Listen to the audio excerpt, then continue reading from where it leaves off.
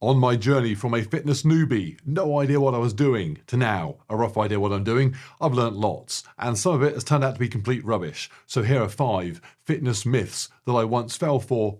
Fool me once, shame on you. But have now seen the light. If fool me, we can't get fooled again.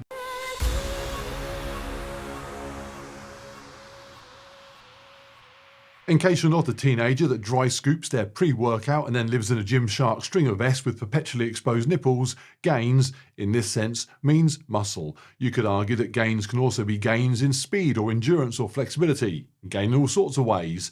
But then you'd confuse our teenager, who was probably lost the second you started spelling it correctly. So the myth is, do cardio and you'll either lose size or not be able to gain size. And this might be a bad one to start with because the myth is born out of some truth. Doing cardio is time consuming and uses up energy. You need those things for muscle development as well. So like any 2 things you want to do a bit of both of, compromise is needed. But let's not be dramatic. Going for a 3-hour run when you're trying to learn guitar means you aren't playing guitar for those 3 hours. No one says cardio kills music though. The reality is you just might find that your maximum potential in either is not reached. So no, Bumstead wouldn't look quite like he does now if he started doing triathlons, and Kipchoge would not be running 2-hour marathons if he started to get excited about big glutes. But one could still be jacked and the other would still beat you at parkrun. So you can have a healthy amount of both. You don't have to be, despite what Instagram tells you, the best you could be at any given thing. I'm going to the pub tonight. If I told my friends I can't, I'm practicing guitar, I've got to be the best I could be, they think I was an idiot. It's also worth pointing out that people at the top of their physical game don't look like they do purely because of what they do anyway. They are doing what they do now because of how they already looked on day one, and that led them to do what they do. Kipchoge is not 5'6" and 55 kilos because he runs, any more than Shaq is 7 foot tall because he played basketball. So cardio kills your gains because look at that guy makes as much sense as 3-on-3 makes it hard to find clothes that fit, look at him. That said, when I started all this, I believed the gains killing thing, but because I was getting such good fat loss results from doing cardio, and that was the priority for me then, I just gave up on any sort of resistance training because I assumed it'd be pointless. So I lost weight, but also had very little strength or muscle size. And because I believed I couldn't have both, I didn't even try and fix it. Stupidity killed my gains, not cardio. The turnaround point for me was 2 things. First, my running moved into obstacle course racing, and on my very first one, I got to the monkey bars and fell off because I couldn't hold my own body weight. And then I got into indoor cycling, and the very first person I came across doing it online was a guy called Greg Doucette, riding his bike and still huge. So I joined my local gym within a year or so, back up to 100 kilos and stayed there ever since, despite doing ultramarathons and cycling all over the place. Could I be bigger without the cardio taking up time and energy and calories? Maybe, but for what? I'm 100 kilos and I never encounter a situation where I'm left thinking, oh, I wish I was 105. And I can run and cycle, and most importantly know that my general health is great compared to those who don't train cardio. So cardio will impact your gains and gains will impact your cardio. Nothing is getting killed though, apart from basic English.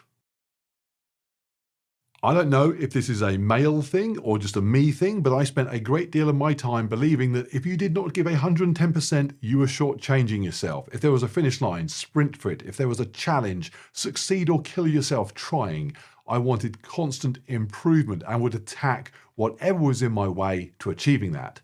But lately, a couple of things have made me realise that might not be the only approach.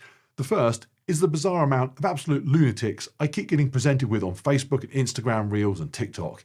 And not just in the world of health and fitness. It doesn't matter whether it is somebody trying to teach me how to sell cars, sitting out there waiting to give you their money. Are you going to take it? or why I should be mouth taping at bedtime. You don't have to do this. Everything seems to be against a backdrop of aggressively beating this imaginary opposition, where you're pushing yourself to a point of self-destruction. Embrace the pain. Discomfort is where the growth happens. Now, if you're David Goggins and that approach works for you, brilliant. You don't have to do this. If you're somebody, as I am at times, who can see that approach in others and use it to motivate yourself to work hard, but at a slightly more sensible level, fine. But if you see that approach and think, no, you're a maniac, that's also fine, and you're probably the one who's right. It's only recently that somebody looks at anything, could be themselves or their phone, and if it's the same as it was 6 months ago, regards it as a failure to progress. It needs to be replaced by something better, ideally something that required great discomfort to achieve. Of course, for some people, that might be the case. You may require self-improvement, but there's also a point you can get to where ticking along just fine is just fine. That might not excite people selling perpetual physical improvement or iPhones, but it's true. In 10 years' time, I'll be about to turn 60. And I won't be in as good a shape as I am now. I just won't be. By then, my iPhone might be implanted into my skull and I might be driving around in a flying car. But my body, still in good shape for 60, it'll be 60. And the other thing that made me realise all this is seeing how my wife has taken to training. When she began on her own fitness journey just over a year or so ago, I tried to install in her that killer instinct, and it would frustrate me greatly that she never really embraced it. I'd find myself looking at photographs of her crossing a finish line, having just missed a personal best, but looking like she still enjoyed it, versus me having achieved a personal best, looking like I wanted to kill somebody. My gut reaction was, what is wrong with her? My more considered reaction now is one of us appears to be enjoying themselves and staying in great shape. The other person appears to be permanently angry. Again, this doesn't mean you should not channel your enthusiasm in any way you want. But if you are somebody who simply approaches all this in a rather more calm manner, don't think you are doing anything wrong. Are you enjoying yourself? Are you happy with where you're at? That's really all that matters. YouTube, Instagram, TikTok has almost no barrier to entry. If you want a good example of that, me. If I tried to get a job at my local gym, they might let me clean the toilets, but I am completely unqualified in any relevant way whatsoever to do anything else. Yet here I am on the internet talking about fitness. And despite constantly explaining that I make up most of what I do as I go along, I still get asked every day if I'll write programs to people or advise them on their training. When I hear those sort of requests, I think, are you nuts? Unfortunately, there are many other equally unqualified people who get themselves to a situation where they're asked the same and they think, ka-ching, ka-ching, and before you know it, you're downloading their ebook. Bottom line, online popularity doesn't rise consistent with knowledge. You can obtain a following irrespective of what you actually know. Of course, that doesn't stop people who are experts in their field rising to the top here, but the ones that don't look right or simply don't want to be online famous, you'll never hear of them. And of course, whether somebody is genuinely an expert or not, the whole issue is further complicated here by the social media business model.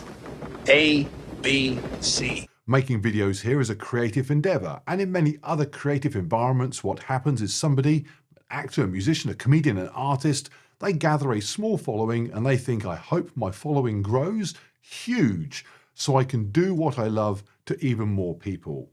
Here what happens is somebody with a small following thinks, I hope it grows huge so I can sell them stuff. And if they can't be bothered to invent their own nonsense supplement guaranteed to raise your productivity by 3.8%, they've done studies, you know. then they just sell their following to advertisers and sponsors so they can flog them stuff instead. If you think I'm now going for the anti-marketing views and clicks with my righteous indignation, God damn it, I'm not doing that, you scumbags. Quit putting a goddamn $sign on everything on this planet. he's been dead 30 years, never been more relevant. So who should you listen to? How can you tell the genuinely useful people? Well, just tread carefully. Bear in mind the motivation to be big on social media is primarily to be big on social media. And so what is said, what is done, how information is presented will always be skewed to achieving that goal first and foremost. If you're going to use this for your source of knowledge on training and not, for example, a qualified coach at your local gym, then do so with your eyes open and brain engaged. There is amazing information to be had here and amazing people giving it. Just don't expect the stuff that isn't and the people that aren't to be clear and obvious. Exercise is a notoriously unreliable way of burning a specific amount of calories, especially lifting weights, which doesn't really burn that many calories at all. Yet I spent years being really focused on my calorie burn from training. Yet recently I've come to realize that I was putting the focus on the wrong thing by linking working out to calories. And it's easy to see why it's done because it's where the focus is put a lot of the time. In fact, often by people creating fitness content. I'm as guilty of this as anybody, having done things like 10,000 calorie burn and eat challenges, where the associationship between calorie consumption and burning through exercise is linked explicitly. It becomes very easy to start thinking of food in terms of being balanced by exercise. What is a Big Mac in terms of how long do I need to run? Yet the obvious reality is that calorie deficit is primarily dictated by calorie consumption against calorie burn through nothing more than remaining alive. Because we all wake up in a deficit, unless you spent the night eating pizza. Big friggin' surprise. If I told you your car on the drive has half a tank of gas, and your challenge is to finish the day with half a tank of gas, your simplest way forward would be to do nothing at all. If you rush off to the fuel station, fill the thing up to overflowing and say, don't worry, I'll drive it real fast all day. I live my life a quarter mile at a time. You might succeed in the challenge, but you're not going about it in the most straightforward way. Now that analogy has its shortcomings because of course leaving a car on the drive to do nothing is fine. Simply sitting on the sofa and just twiddling your thumbs, it's not the healthiest way to pass the time, and you're going to need to eat something. But that's because unlike the stationary car, you are actually burning fuel doing nothing. I do a lot of cardio, but it's still very rare that the bulk of my energy for the day is not down to just ticking over. I'd need to do over 2 hours of hard running every day if I wanted to make exercise the biggest influencer of my calorie consumption, as opposed to it simply being my base metabolic rate, just using up energy. Why is all that relevant? Well, because thinking of a calorie deficit as something negative to achieve, like having to dig a hole, create a void, that's not all that positive a mindset for some people. It all becomes a bit easier when you realize that you start the day with that hole already and it keeps digging itself, whatever you do. It's easy. Dig more if you want, that would be exercise. But really, just putting your focus on not throwing soil back in the hole is all you need to worry about. In other words, don't let your diet ruin the deficit that you created so simply by doing nothing. And that's a far easier challenge to get your head around. This is the last one, and it is the one that I might not be best qualified to speak on. You don't need the latest gadget, the fanciest pair of shoes, the fastest bicycle, the nicest guitar. You can have them, and I often do, but you don't need them. I recently ran a 5K against Parkrun's fastest 9-year-old, a kid called Louis. His trainers cost a fraction of mine, and he doesn't even own a watch. Yet he absolutely destroyed me, and that was after I'd selected from 500 pound of shoes I brought to the track, and then ran around with my 1,000 pound Garmin on. It was a nice reminder to me that the thing that's of true value is ability, not pink footwear. Now that's not to say don't enjoy nice things if you can afford nice things. I find it fun, motivational, just simply exciting to get a new bit of kit, and nothing's going to stop me doing that while I'm able to do it. But it's really important to place that same value on what you can do.